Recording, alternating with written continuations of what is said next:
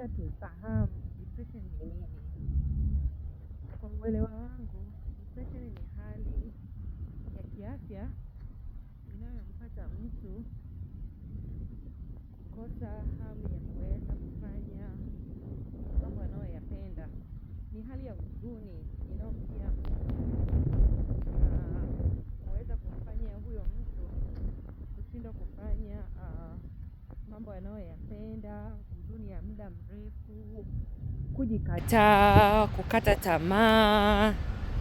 Sasa hiyo ni hali mbaya sana ya kiafya, yaani ni condition ambayo sio nzuri inapompata mtu na kumletea au kufikia mpaka kutaka kujidhuru, kujiumiza.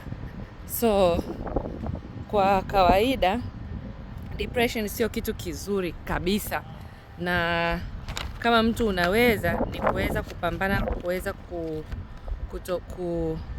kutokumbwa nacho kama unaweza.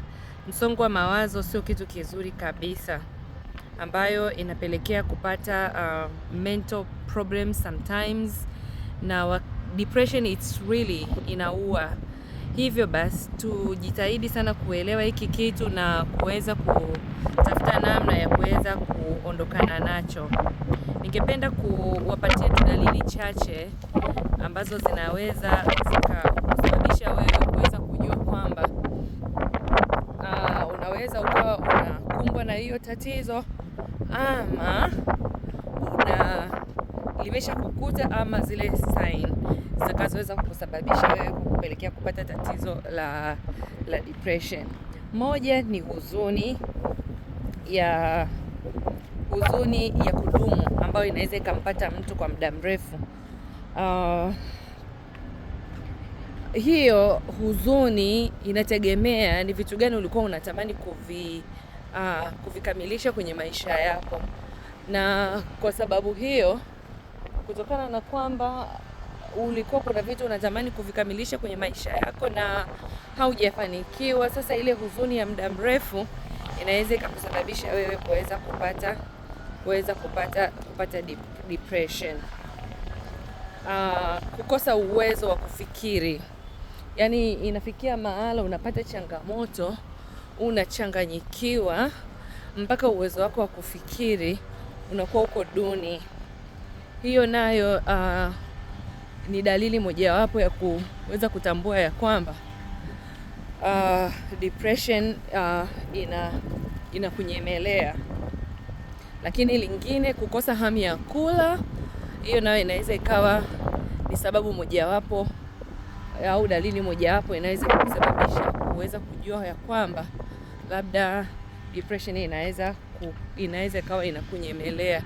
Kukosa hamu ya kula na ama kula kupitiliza, hiyo ni dalili nyingine. Hiyo ni dalili nimeongezea kwenye mambo ya depression. Lakini dalili nyingine inaweza ikawa kukosa usingizi au kulala kwa kupitiliza. Hiyo nayo ni dalili mojawapo ya depression. Lakini pia kuna kujiona hauna maana, yaani unajikatia tamaa, umesha give up with everything. Hiyo nayo ni dalili nyingine ambayo itakuonyesha ya kwamba unanyemelewa na depression. So nini cha kufanya? Wakati mwingine mpaka unafikia hali ya kutaka kujiua, ya kutaka kujidhuru, kujiumiza. Sasa hayo yote, hizo zote ni dalili za depression. Nini suluhisho lake? Suluhisho lake kwa uelewa wangu mimi, una uwezo wa kuweza consult madaktari kwa ajili ya tatizo lako. Kama una uwezo huo, una insurance, hasa kwa watu ambao wako nje. Lakini hata ambao hawako nje, una uwezo wa kuweza kutafuta counseling, au makansela wana uwezo kukusaidia kuweza kuondokana na kuondokana na tatizo. Na kitu kingine, una uwezo wa kujiunga na makundi mbalimbali ya kijamii ili kuweza kukusaidia. Mfano makundi ya kidini, kama ni mambo ya shule, jichanganye na wenzako shuleni ili uweze kuchukua muda wako mwingi kwa ajili ya kusocialize kuliko kukaa peke yako. Kwa hiyo ni vizuri uweze kulifikiria hilo. Linaweza likakusaidia kukutoa kwenye hiyo changamoto ya msongo wa mawazo. Lakini kingine, mambo ya elimu.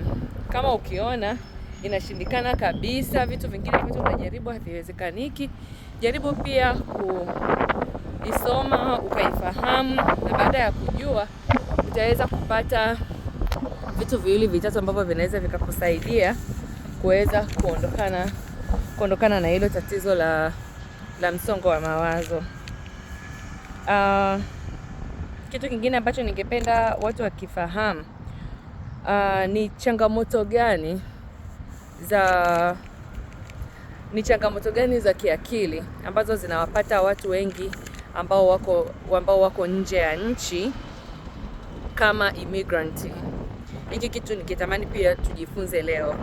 So kwenye video hii tunaenda kujifunza pia hizi depression kwa watu ambao wako nje zinaweza zikawa zinasababishwa na vitu gani. Kwa utafiti ambao nimeweza kupata kidogo, naona kuna mambo kadha wa kadha ambao wanaweza kumsababisha mtu akaenda kupata changamoto hizi za depression. Cha kwanza ni mambo ya kujifunza lugha. Wewe pale ambapo umehamia kwenye nchi, ni mgeni, ndio umefika, na ukizingatia kwa sisi ambao sasa tumetoka kwenye Swahili speaking country, pamoja na kwamba labda wewe haujasoma lugha, haujasoma mashule yale ambayo yanaeleweka, kuna changamoto ya kujifunza lugha ili wewe uweze kucommunicate. Kwa hiyo ni moja kati ya sababu ambazo zitaweza kukupelekea ukaweza kupata changamoto ya depression. Lakini sababu nyingine ya pili, kukubaliana na mambo ya culture ambayo yanaweza kawa ni hizi tunaziita ni new culture. Unakuja kukutana na watu ambao wana culture tofauti, unakuja kukutana na watu wenye utamaduni wao ni tofauti na wewe ulikotoka. Hizo culture shock zinaweza zikakusababishia, zikaweza kulead to depression kwa wewe ambaye ni mgeni kwenye nchi za watu. Lakini nyingine, kupoteza msaada wa kijamii au wa familia. Wewe unapokuwepo huku ni uko peke yako. Sahau kuhusu habari ya ndugu zako nyumbani. Wanaweza wakazidi kukutia moyo, lakini pamoja na kwamba wanaweza kukutia moyo, hawawezi kusolve changamoto ambazo unakutana nazo huku. Watakushauri.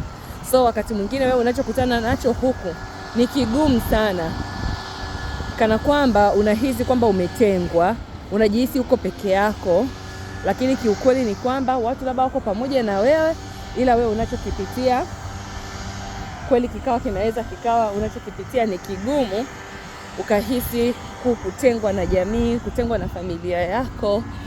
Hiyo nayo inaweza ikachangia wewe kukupatia depression.